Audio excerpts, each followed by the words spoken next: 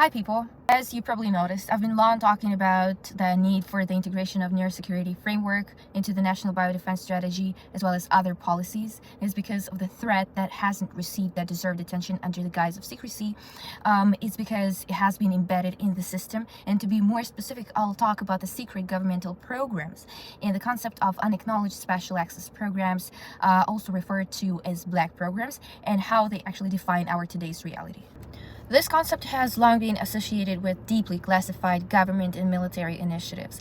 They are often so secretive that their existence is denied or hidden from most of the executive and legislative branches, including even the president or Congress, unless there is a need to know. There are several classifications of special access programs. SAP for short: acknowledged, unacknowledged, and waived, the ramification of unacknowledged. First one, as name suggests, is acknowledged and recognized by the public but classified. The second one, unacknowledged, has enhanced security measures and, as opposed to the first one, is not acknowledged publicly. Meanwhile, the waived SAPs apply extreme limitations in access according with the specific statutory authority, where reporting requirements are waived by the Secretary of Defense.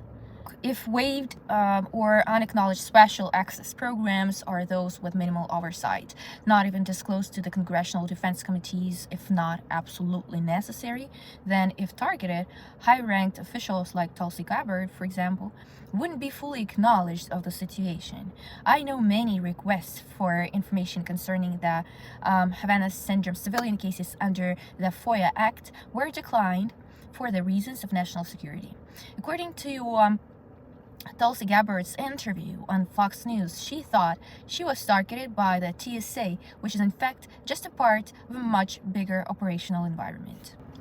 Referring to my previous videos about the capabilities of the neurological cyber warfare, I want to emphasize that psychological manipulation with active remote neurological interference is detrimental and can change human perception and views, which is in fact a critical moment for someone positioned as high as Tulsi Gabbard. The Havana Syndrome, for instance, with its famous highs, on the other hand, looks like an artificially created precedent with a controlled burst in media.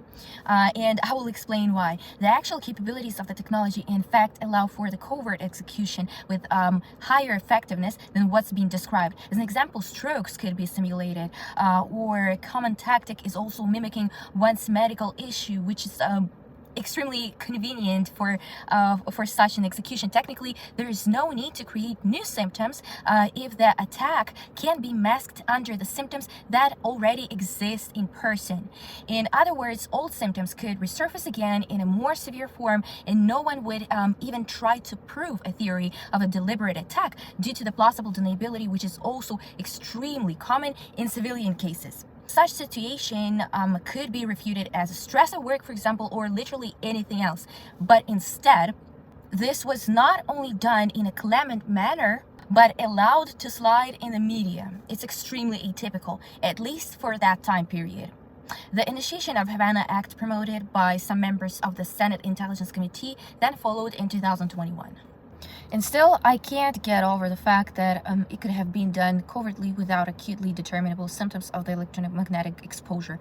So I basically incline towards the possibility of soft disclosure of cognitive warfare to introduce neural manipulation into mainstream awareness without actually triggering the panic, as well as, for example, normalize the concept of invisible non-kinetic warfare and expand neuroscience from medicine domain to national security and behavioral control. It makes much more sense. But now let's see the repercussions of that disclosure.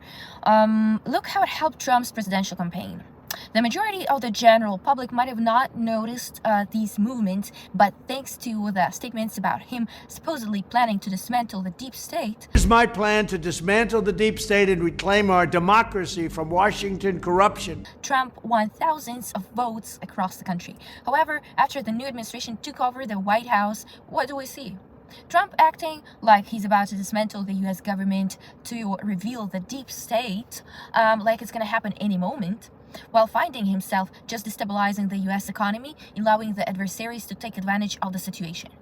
All general aspects of targeting that I noticed across both government and public domains are reflected in new administration's affairs and how they actually handle their business. Gaslighting, plausible deniability, informational obfuscation, psychological manipulation, and discrediting of trustworthy parties. Hey, but look who else pushed the narrative about the deep state.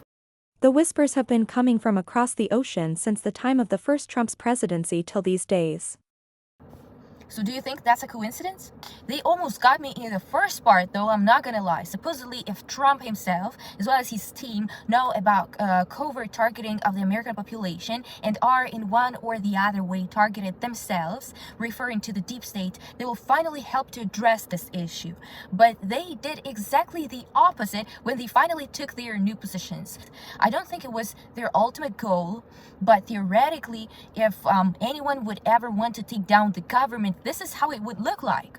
Disabling the governance structure, dismantling key government institutions and offices, eradication of democracy, economy destabilization, and undermining relationships with allies, effectively decapacitating the country on the global geopolitical landscape. Decreasing the defense and national education budgets, psychologically manipulating and controlling the national population by the means of neurotechnological interventions and targeting. They've been talking about it for years, but in order to notice that information, you've got to be aware of its meaning in the first place. If even the high-ranking government officials aren't safe from this influence, then it's a serious matter of national security. While the general population is being manipulated by AI-curated content streams to shape beliefs in emotionally reactive social media feeds, people go out to protest what they believe is unfair. The new administration has given plenty of reasons for that. And my personal takeaway from it all is the fact that they started attacking specifically marginalized social groups such as LGBTQ community, veterans, immigrants, women in general, and specifically what pertains to women's healthcare and reproductive health. What's more disturbing is the accusations of the fake origin of these protests. All these supposedly organic, hands-off protests. Scripted from down to the callbacks. Some say people freak out for no reason. Others state that protests were scripted. Well, it may shock someone, but in order to get people out to protest, you've got to have a plan of coordinated actions for more effectiveness and guess what? Better safety. But this isn't even the point. I once again want to point out yet another parallel with the Russian propaganda. Because guess who downgraded the recent protests, calling them a deep state initiative? Kirill Dmitriev, the special envoy of the Russian president for investment and economic cooperation in the United States. The post says verbatim, when the hands-off protests are this well organized, it begs the question, is the deep state applying its playbook from color revolutions abroad to attempt one at home? End quote. But hold on, degrading people's sense of purpose and the will to fight the injustice. This methodology vividly reminds me of something. Oh, let me tell you whose playbook this is. It's actually the one of Kremlin.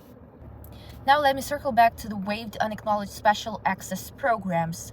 I mentioned it because that's the only way to create a statewide ecosystem of mass manipulation and or surveillance with the help of classified military technology. Right? Whatever party, agency, or project is involved, there's clearly a security breach that allowed the recent events to unravel. They clearly clashed together people with different political backgrounds to create the internal chaos. Ultimately, the regular people suffer from injustice and targeting, entering traumatic experiences and various financial hardships. It's extremely important to be mindful and voice your true opinion. If everyone stands up to the oppression, there will be no one to oppress. People have to realize that we are being provoked to fight each other. This isn't right. Pardon my twisted language, but Americans have to remember how to stay united in the United States of America. Now more than ever, I think it's important to be mindful and objectively analyze the real threat. Now, while editing my video, I came across some positive news. Tulsi Gabbard initiated a task force aimed at restoring transparency and accountability of the national intelligence. She stated, quote, "We are committed to executing the president's vision and focusing the intelligence community on its core mission, ensuring our security by providing the president and policymakers with timely, apolitical, objective, relevant intelligence to inform their decision-making to ensure the safety, security, and freedom of the American people. I hope that safety, security, and freedom will also incorporate cognitive sovereignty of the nation when the Directors Initiatives Group gets to look into the anomalous health incidents and, as stated, the Biden administration's domestic surveillance and censorship actions against Americans. So maybe there's still some faith in those who challenged our expectations? Soon we'll see.